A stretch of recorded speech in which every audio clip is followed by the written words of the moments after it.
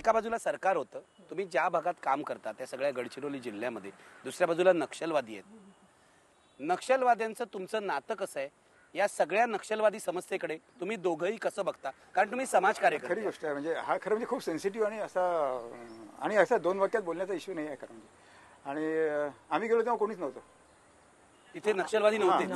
74 साली कोणीच नाही. नव्हतं. 10 वर्षांनी ते 84 साली आले पण ते आलेत. हा तर तुला माहिती आहे की नाही माहित नाही, पण त्याच्या आधी विलास मनोहर माझ्याबरोबर आहे. त्यांनी नेगल पुस्तक लिहिलं आहे आणि त्यांनी एका नक्षलवाद्याचा जन्म हे पण पुस्तक लिहिलेलं आहे. पण मग नक्षलवादी का निर्माण झाला हे त्या पुस्तकात त्यांनी छान सविस्तर आपल्या अनुभवावरून लिहिलेलं आहे. आमच्याकडे ज्या काही केसेस आल्या की फॉरेस्टच्या रेंजरनी कसं त्याला एक्सप्लॉइट केलं, किती वाईट पद्धतीने आदिवासींना.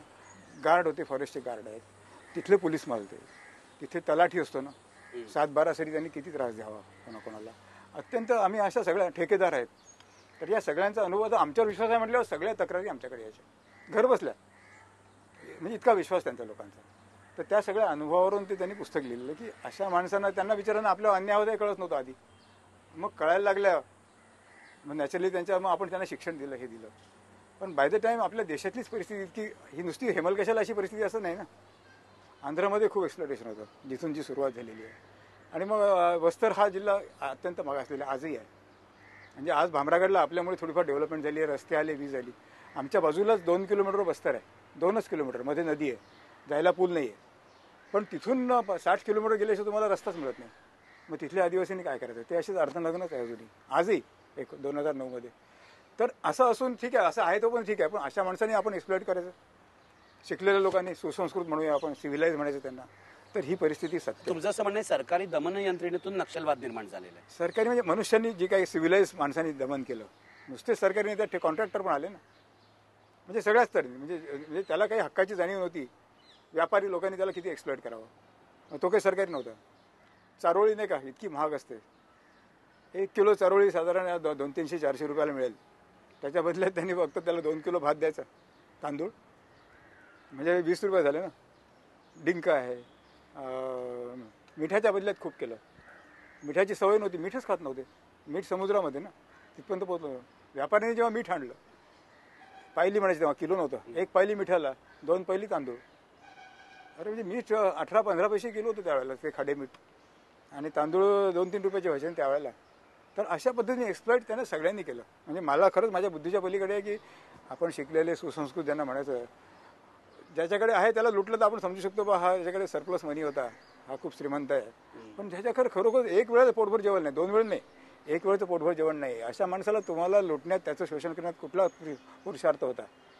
ही खरी परिस्थिती आहे. ही पुढे येत नाही समाजापुढे. समाजापुढे फक्त व्हायलन्स येतो. आजही नक्षलवाद्यांचा व्हायलन्स येतो फक्त. आजही अशी परिस्थिती आहे की सकाळी बाई घरातली एका मडक्यामध्ये आंबील शिजवून ठेवते घरामध्ये, बिना मिठाची. आंबील म्हणजे असं तांदूळ काढतात आणि वरता तो उरतो कोंडा, त्याची आंबील करायची.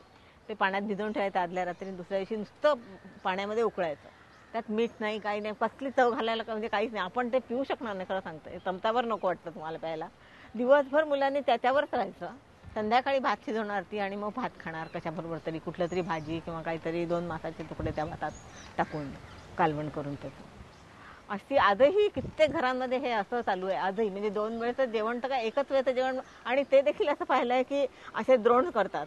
लहान मुलाला लहान द्रोण, मोठ्याला त्याच्यापेक्षा मोठा, घरातला सगळ्यात मोठा माणूस आहे काम करणार त्याला एवढा मोठा, असं. आणि तेवढं भरून भात की संपला भात, एक गंधभर भात शिजवायचा तेवढा.